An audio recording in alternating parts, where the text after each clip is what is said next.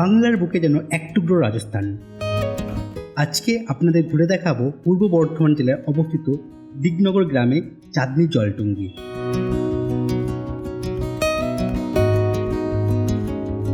ঘুরে দেখাবো 300 বছরের পুরনো জগন্নাথ মন্দির, ঘুরে দেখাবো কালো পাথরের তৈরি প্রাচীন কালো মায়ের মন্দির,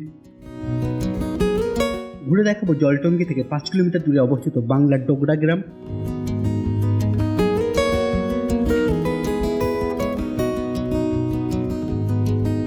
এই ট্রিপে আপনাদের ঘুরে দেখাবো ওর গ্রামের গভীর জঙ্গল।